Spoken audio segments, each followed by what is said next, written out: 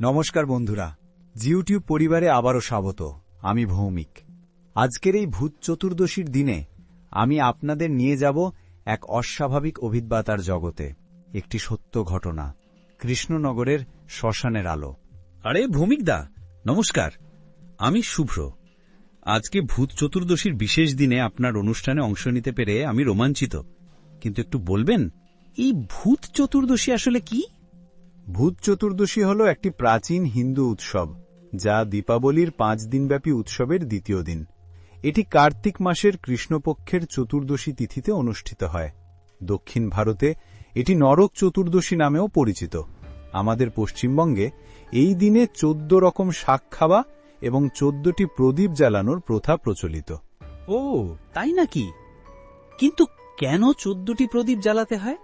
প্রাচীন বিশ্বাস অনুযায়ী এই দিনে স্বর্গ ও নরকের দরজা কিছুক্ষণের জন্য খুলে যায়। তখন আত্মারা মর্তে নেমে আসে।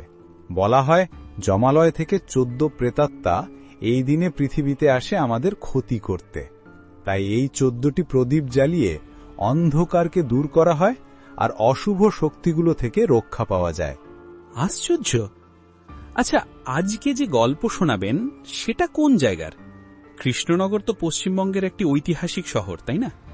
হ্যাঁ, সঠিক। কৃষ্ণনগর হল পশ্চিমবঙ্গের নদিয়া জেলার সদর শহর। এর নামকরণ হয়েছে নদিয়া রাজ মহারাজা কৃষ্ণচন্দ্র রায়ের 1728 থেকে 1782 নামে। এই শহর ঐতিহাসিক, সাংস্কৃতিক এবং শিক্ষার দিক থেকে বাংলার অন্যতম প্রাচীন কেন্দ্র। কৃষ্ণনগরের ঘূর্ণির মাটির পুতুল বিশ্ববিখ্যাত, আর এর বারদোলের মেলা বাংলার অতি প্রাচীন ও ঐতিহ্যবাহী। তাহলে আপনার গল্প শুরু করুন, আমি শুনতে খুবই উৎসুক। গত বছরের কথা, ভূত চতুর্দশীর রাতে আমি আর আমার 2 বন্ধু সুদীপ্ত ও অর্ণব কৃষ্ণনগরে গিয়েছিলাম। আমরা 3 জনেই ভূত প্রেতের গল্পে আগ্রহী এবং প্যারানরমাল বিষয় নিয়ে গবেষণা করি। সুদীপ্ত কৃষ্ণনগরের বাসিন্দা।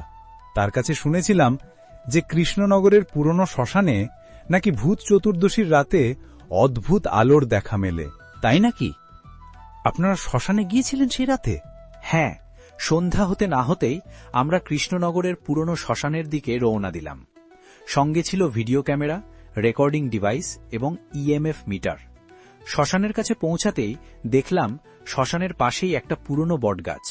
তার ডালপালা যেন শতাব্দীর সাক্ষী। আশেপাশে কেউ ছিল না, শুধু দূরে 2-1টা কুকুরের ডাক শোনা যাচ্ছিল। আমাদের উদ্দেশ্য ছিল সত্যটা জানা। গল্প শোনা যায় যে কৃষ্ণচন্দ্রের আমলে এই শ্মশানে নাকি বিশেষ তান্ত্রিক সাধনা হতো। কেউ কেউ বলে এখানে তন্ত্র সাধকরা মৃতদেহ নিয়ে সাধনা করতেন।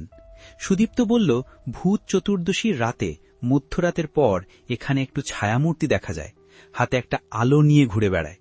আপনারা সত্যি সাহসী। তারপর কি হলো? আমরা শ্মশানে ঢুকে একটা জায়গায় বসে গেলাম। সন্ধ্যা থেকে রাত গভীর হতে লাগল। রাত 10:30, 11টা, কোনো ঘটনা নেই। অর্ণব হতাশ হয়ে বলল, চলো ফিরে যাই। কিন্তু সুদীপ্ত জোর করে বলল, না, আরও অপেক্ষা করো, মধ্যরাতের পর দেখা যায়। তারপর রাত 12:30। হঠাৎ করেই আমরা বুঝতে পারলাম যে চারিদিক যেন অসম্ভব নীরব হয়ে গেছে। কুকুরের ডাক, পাখির কলরব সব যেন থেমে গেছে।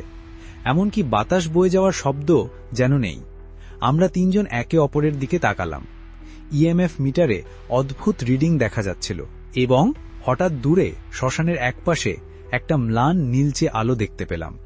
শুরুতে মনে হলো হয়তো কোনো আলো প্রতিফলিত হচ্ছে, কিন্তু না, আলোটা স্থির ছিল না, ধীরে ধীরে এদিক ওদিক নড়াচড়া করছিল। আমি ক্যামেরা বের করে রেকর্ড করতে শুরু করলাম। সুদীপ্ত ফিসফিস করে বলল, ওটাই সেই আলো। আলোটা কি আপনাদের দিকে এলো? হ্যাঁ, আলোটা ধীরে ধীরে আমাদের দিকে আসতে লাগলো। আমরা 3 জন পাথরের মতো বসে রইলাম। হঠাৎ অর্ণব চিৎকার করে উঠল, দেখ, আলোর পেছনে কেউ আছে। আমি ক্যামেরা দিয়ে ভালো করে দেখলাম, সত্যি আলোর পেছনে একটা অস্পষ্ট মানব মূর্তি, সাদা কাপড় পরা, মুখ অস্পষ্ট, কিন্তু সেটা যে একটা মানুষের আকৃতি তা বোঝা যাচ্ছিল। আপনার রেকর্ডিংয়ে সেটা ধরা পড়েছিল? দুঃখের বিষয়, সেই মুহূর্তে আমার ক্যামেরা ফ্রিজ করে গেল। ব্যাটারি ফুল চার্জ ছিল, কিন্তু হঠাৎ করে বন্ধ হয়ে গেল। শুধু আমারই নয়, অর্ণবের ফোনও সেই সময় বন্ধ হয়ে গেল। এমনকি আমাদের সাথে থাকা ইএমএফ মিটারও অদ্ভুত রিডিং দেখিয়ে বন্ধ হয়ে গেল। তারপর কি হলো? আমরা সেখান থেকে পালানোর সিদ্ধান্ত নিলাম, কিন্তু যেই উঠে দাঁড়ালাম সেই আলো আমাদের দিকে দ্রুত আসতে লাগল। আমরা দৌড়ে শ্মশানের গেটের দিকে চলে গেলাম। পেছন ফিরে দেখলাম আলোটা আমাদের অনুসরণ করছে না, বরং সেখানেই থেমে গেছে যেখানে আমরা বসেছিলাম। সত্যিই অদ্ভুত। আমরা শহরে ফিরে এলাম, কিন্তু সেই রাতে আর ঘুমাতে পারিনি। পরদিন সকালে আমরা কৃষ্ণনগরের একজন বয়স্ক ব্যক্তির সাথে দেখা করলাম, যিনি পুরনো শ্মশান সম্পর্কে অনেক কিছু জানতেন। উনি বললেন 1940-এর দশকে একজন তান্ত্রিক শ্মশানে সাধনা করতেন। একবার ভূত চতুর্দশীর রাতে তিনি কোনো এক রহস্যময় কারণে মারা যান।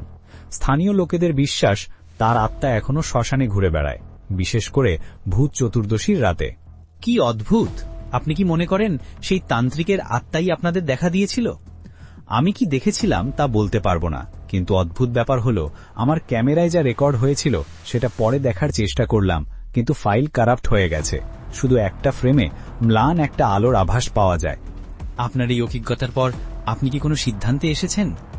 আমি এখনো খোঁজ চালিয়ে যাচ্ছি। কৃষ্ণনগরের সেই পুরনো শ্মশানে নিশ্চয়ই কিছু অজানা রহস্য লুকিয়ে আছে। অনেকে বলে আমাদের চোখে যা দেখি, জীবনের সমস্ত অভিজ্ঞতা শুধু তার মধ্যেই সীমাবদ্ধ নয়। এই ভূত চতুর্দশীর রাতে সেই সীমানা হয়তো ক্ষণিকের জন্য ভেঙে যায়, আর আমরা দেখতে পাই অদৃশ্য জগতের ঝলক। আপনি কি আবার সেখানে যাবেন? নিশ্চয়ই, তবে এবার আরও ভালো প্রস্তুতি নিয়ে। আমি জানি প্যারানর্মাল বিষয়গুলো অনেকেই বিশ্বাস করেন না, আবার অনেকে করেন। আমার উদ্দেশ্য সত্য জানা, কোনো সিদ্ধান্তে পৌঁছানো নয়। অজানাকে জানার এই যাত্রায় আমি আরও এগিয়ে যেতে চাই। ধন্যবাদ আপনাকে এই অসাধারণ গল্প শোনানোর জন্য। ভূত চতুর্দশীর এই বিশেষ দিনে এর চেয়ে ভালো গল্প আর কি হতে পারে? আপনাদের সবাইকে ধন্যবাদ আমাদের কথা শোনার জন্য। আজকের এই ভূত চতুর্দশীতে আপনারা সবাই সুস্থ থাকুন, নিরাপদ থাকুন। আর হ্যাঁ, রাতে বাইরে যাওয়ার সময় একটু সাবধান থাকবেন। কে জানে, হয়তো কৃষ্ণনগরের শ্মশানের সেই আলো আপনার পথও আলোকিত করতে আসবে। ভূত চতুর্দশীর শুভেচ্ছা সবাইকে। পরের পর্বে আবার দেখা হবে নতুন একটি গল্প নিয়ে। নমস্কার।